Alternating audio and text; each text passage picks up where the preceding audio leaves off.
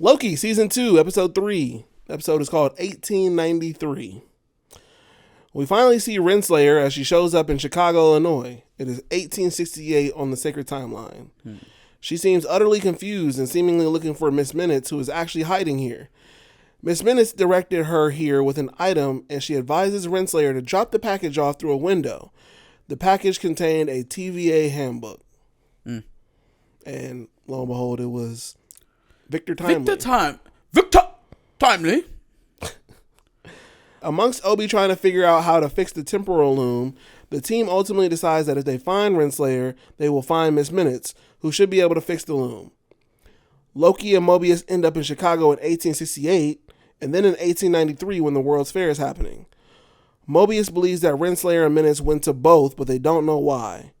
After seeing a newspaper with Minutes in it, and getting some Cracker Jack, they stumble upon a sign for Victor Timely. I'm kind of glad that happened like that, because immediately when she was talking to Minutes in that barn, I'm like, yo, people should be freaking the fuck out. Facts. They should be going ape shit. Exactly how they was at that damn World Fair. That's how they should have been. Just people. Jesus Christ! She's a witch! Man, I found another witch! She's conjuring spirits in the form of a clock! Oh, no, she's a witch! Renslayer is actually here to see Victor Timely with Miss Minutes in the bag, for the time being. Loki and Mobius find her, but don't run up on her immediately. Victor Timely comes out with a prototype of the temporal loom. Jonathan Major plays a pretty good mad scientist. Yo, dog, Buddy is really saving this show for me, because it just has dry spots. I know that once the action picks up, or once the plot starts to speed up a bit, that we will get more, exciting moments in the show. Mm-hmm. But they're just very far and few and in between on the episodes. Yeah. And so it's leaving for a lot of almost dead space where we're repeating things or we're over explaining. I appreciate some of the acting that's going on in these spots, but it feels like it would be better served with action, like actually doing things and moving the plot forward, instead of like thoroughly explaining every last detail to us. Yeah. Unless, of course, we've gotten back to the whole, Easter eggs and building through the story, compounding on itself thing at Marvel Storytelling. Then maybe we should be rewatching these episodes to see if we've missed anything, to see if there's anything that was kind of hidden in the dialogue. Because I do think that Loki is one of those shows. Yeah. But right now, until proven otherwise, it just kind of feels like dead space. Agreed. Timely sets off the loom into a beautiful light show, which gets plenty of interest from many in the audience. Mobius wants Timely because of his temporal aura and knowledge, of course. And has 3 streams of power. That's funny. Renslayer approaches Timely and states that she would like to discuss his future. A robber baron approaches him to discuss a partnership, and Timely declines because he doesn't do partnerships. I don't do partners. I don't do partners. A man pulls up to Timely and starts bidding on the loom at $500. The baron comes back and eventually offers $1,000. Timely takes the deal. Timely then gives bro who started the bidding his cut. Yeah. Good plan.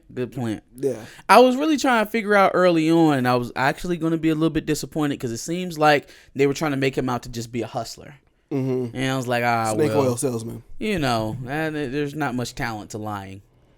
But then we find out that there's much more to him than that, and he actually does have inventions that some of them we'll see later on actually are pretty practical to life today. And he just keeps saying like, hey, yo, I just don't have the technology to bring my stuff to life, but I am a real inventor. I mean, and by the end of this episode, I think he kind of proves to us that is the case. Yeah. Man born in the wrong age. Fast. Identify. What age were you supposed to be born in? Oh, the 80s for sure. The 80s? 80s for sure. Like, I was supposed to be born in, like, 72, 73, so I could have been, like, a teen young adult in the back half of the 80s. So you can be in Snowfall? I would have been in a boy band, rap group, something. I'd have been out here breakdancing. Candy girl, oh, my world. I'd have been in that bitch. Oh, so sweet. This passion tree. I was supposed to be in somebody's R&B group. That is nuts. I was just a few decades too late. You're supposed to be a new edition. I got a offer to be in mindless behavior, but I was too tall. Loki gets into an altercation with a man whom he eventually makes disappear. Renslayer finds Timely and still wants to chat, but both Loki and Mobius and the Robber Baron are after him. Seems like Timely is out here being a snake oil salesman and selling people bullshit mechanical pants, and obviously the bullshit loom. That's a prototype. Mm-hmm. Under the guise of everything being a prototype. Victor Timely escapes the Robber Baron by skipping the line and getting on a Ferris wheel. B-15 calls and shares that they had a really weird TemPad reading in the same vicinity of where they are, which turns out to be Sylvie. Sylvie. Coming to fuck shit up again. Yes. She wants to kill Timely, who was a He Who Remains variant. Problem is, Loki needs Timely for the TVA. Sylvie and Loki eventually cause a big blast in the Ferris wheel, freeing Timely with Renslayer and Miss Minutes' help. Obviously making Miss Minutes a huge ghost and then scaring everybody off, like you mentioned before. Based off of how we got introduced to Sylvie, how we saw her using her powers and how she fought Loki in different instances last season, and even the last episode where she was trying to go after He Who Remains. How do you like how the powers by Loki and Sylvie are being used so far in the season? I don't mind it. I think it's a little weird that she is so much more powerful than he is, seemingly, considering she doesn't have anybody to help her. But you know what? She's a god, so I guess it doesn't really. Yeah, I mean, I just feel like Loki's power set has never been very clearly defined, and so they just kind of do stuff when they need him to do stuff, and that kind of applies to Sylvie as well with these almost like energy blasts, but they're kind of like magic blasts because she's a Norse god, so it's some sort of, I don't know. It's not. So I'm thinking of Loki fighting, I'm probably going to see about 3 or 4 Lokis, and they did do that. They did that. They did do that, right? And that's Loki that I know. Mm-hmm. Or if he fuck around and gets into his old garb with the staff and doing something like that. I just don't know if the energy blast thing. Here's my problem with it. Is because it doesn't stand them apart from any other superhero in the MCU. Who doesn't have an energy blast? It is like the most cliche superhero trope or power. It's like, I can do energy burst. Like, who can't do that? Kamala Khan can do that now. Generic power. It's a very generic power, and it doesn't separate you, doesn't define you as a character. And that's what what their powers are. Mm-hmm. They're character defining. They are characteristics just like a personality is. So like, I don't know. It feels like there's really nothing there. And even if you were going to do like their main thing is magic, it feels like they should have specialties in different things. Mm-hmm. So like if Sylvie's going to be doing the blast, then Loki should be really good at the multiplying thing, and they should fight it out in that style. Because otherwise, when they fight it out, it'll just be I don't know who's doing what. I don't know if that was Sylvie that pushed him out, or if they both did one and it just exploded. Yeah. It's just, a little rant there, I guess. I get it. After exchanging pleasantries, Renslayer admits that she wants the same thing as Loki and Mobius. However, she's quick to warn Timely that Loki was involved in his variant's murder and that he switched teams quite a bit. That's when they decide to go to Wisconsin to get Timely's latest prototype amongst being chased by the Robber Baron. She is either like, I don't know what's up with her.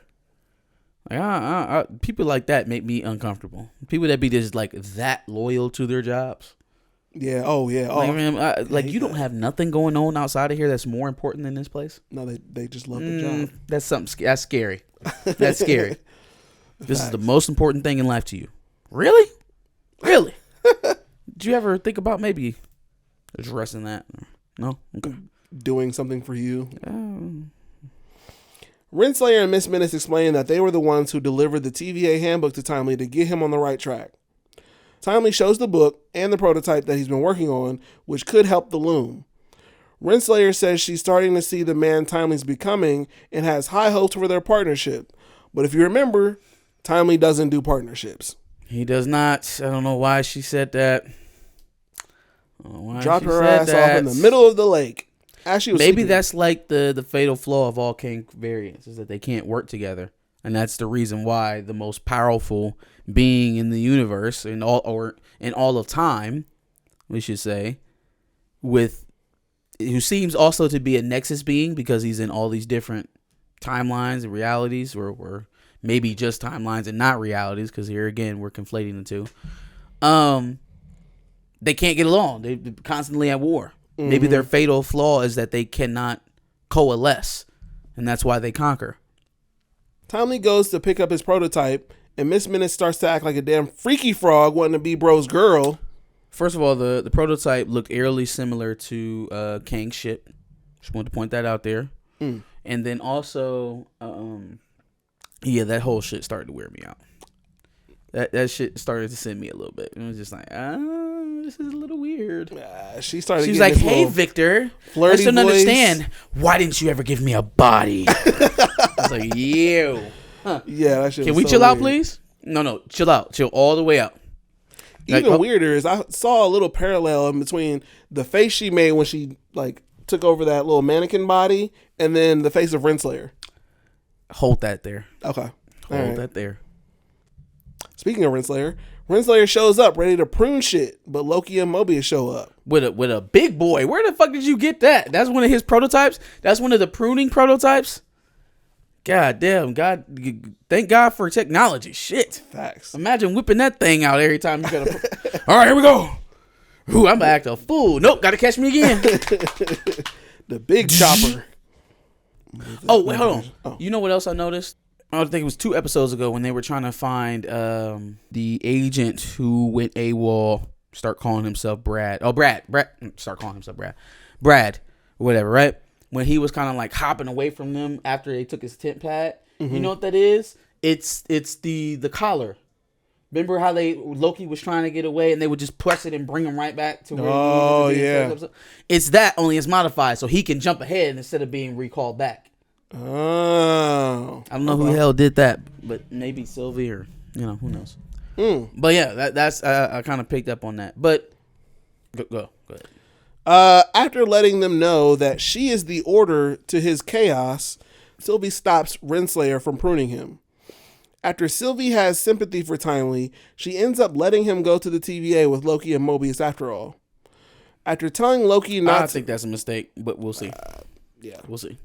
After telling Loki not to make her regret the decision, Sylvie lets Renslayer know that she's been wanting to kill her too. However, she decides that kicking Ravonna to the end of time like Leonidas in 300 was the right move. Renslayer calls on Miss Minutes, and it seems that this is the real situation that causes everything, at least to me. Apparently, Miss Minutes has a secret about Renslayer that's going to make her really angry. I think that Victor Timely created Miss Minutes to be Renslayer. I think that part of her consciousness is in Miss Minutes. I think she spent the rest of her life out with Victor Timely, and when she passed, Victor Timely turned her into an AI, which is now Miss Minutes. And that's why Miss Minutes and Renslayer have been working with each other this whole time. That makes sense. Why she's like at the same time her frenemy, but like also really wants Victor Timely because she's the original Renslayer. They hate each other because they're so similar. They are each other. Yeah. And they both want the same thing. Yeah. Interesting little loop there. That is an interesting loop. We'll see where it goes. We will see where it goes. What were your thoughts on Loki this week? Put it in the comment prompt below. Make sure you like, share, and subscribe. What do you think about Jonathan Majors showing up? Jonathan Majors' performance was great. Yeah. I mean, honestly, it was carrying the episode, to be honest with you. Never in doubt. His acting talent was never in doubt. So, if anything is awry in this show, it's definitely not Jonathan Majors. Facts. Wonder what's going on with that case. When are they going back to court? We are well past 90 days. My man's rights are being violated. Y'all don't care, though. See you next week. Absolutely. Make sure you check out our playlist, which includes reviews from Loki Season 1 and 2. And then make sure you subscribe. Like you said, we like to review Loki, so we'll be doing it for the rest of the season.